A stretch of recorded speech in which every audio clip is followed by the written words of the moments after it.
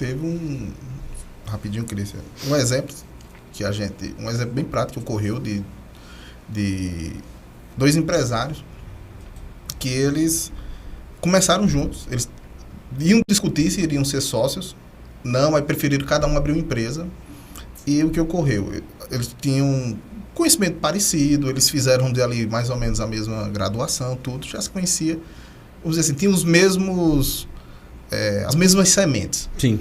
Sendo que qual era a diferença de um para o outro? Um pegou, ele fez, eu não sei, eu vou saber fazer isso não. E aí também não tinha caixa para o suficiente, mas ele contratou 2 pessoas. E o outro contratou uma na marra, porque o outro contratou 2. Mas o que acontecia?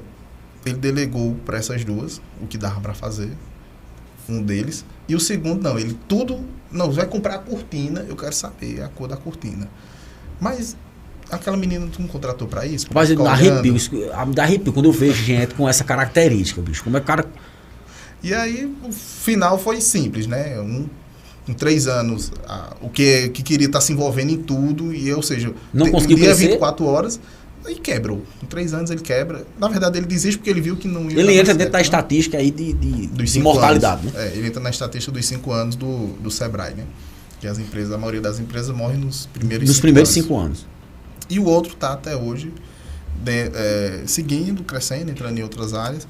Mas é um exemplo bem prático disso. E ele continuou usando a mesma forma. Começou a crescer e colocar pessoas que podiam tocar aquilo que ele não domina, aquilo que ele não sabe fazer. Olha só, eu entendo um pouco sobre a empresa, tá? Sobre todas as áreas da empresa eu entendo muito pouco, mas eu sou um empresário que tenho orgulho de dizer que em cada um dos setores eu tenho pessoas que entendem muito mais do que eu. Cada um dos setores. O Luiz tem experiência, o Luiz é uma enciclopédia aí do recursos humanos, né? Uma experiência na gestão do negócio.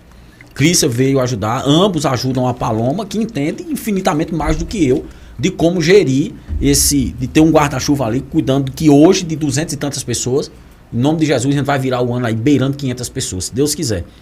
Então eu tenho o orgulho, eu bato no peito e digo, eu tenho pessoas à frente que sabem muito mais do que eu.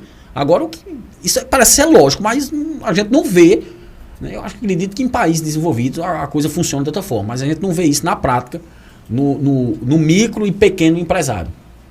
É onde entra aí, o cara tá comendo a semente e plantando o pão e tá tudo dando errado e a coisa não tá fluindo. Né? E existem casos aí vem, né? Alguns é por vaidade, que às vezes não. Funcionário saber mais do que eu. Mora na vaidade, na minha opinião, sim. Mora muito na vaidade. Mas ou na falta de conhecimento. Né? Assim, o cara acha que o certo é esse. Né? Ele acha que o certo é esse. Ele acha que esse é o caminho a ser seguido. Não, eu tenho que dominar, eu tenho que saber de tudo e tal. E não é bem assim. Pode até ocorrer. Tem algumas características, algumas pessoas que têm essa característica de, como você disse, eu sei um pouquinho de cada coisa. Tem gente que às vezes sabe um pouquinho mais. Dependendo também ele tem que analisar com que ele trabalha. Se ele trabalha só com uma coisa.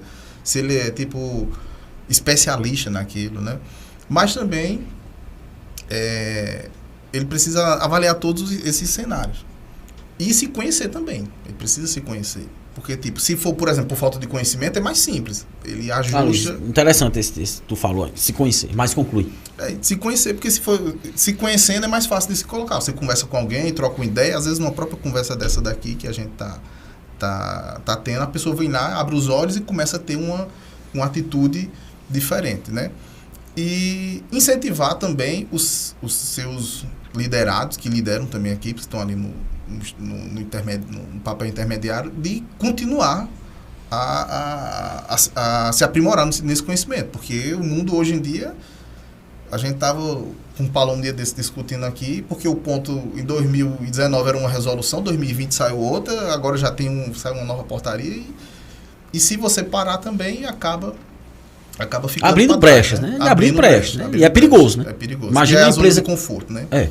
Você acha, não, agora também eu já sei. É sentar no seu conhecimento. Não, agora eu cheguei num nível que dá para mim até me aposentar.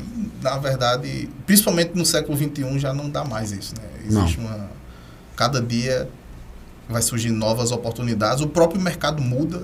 Tem que mudar as estratégias, tem que mudar... Eu acho que eu já disse aqui, não sei se foi no primeiro podcast, eu acho que eu já disse aqui, que quando a velocidade lá fora ela está maior do que dentro da sua empresa, o fim está próximo.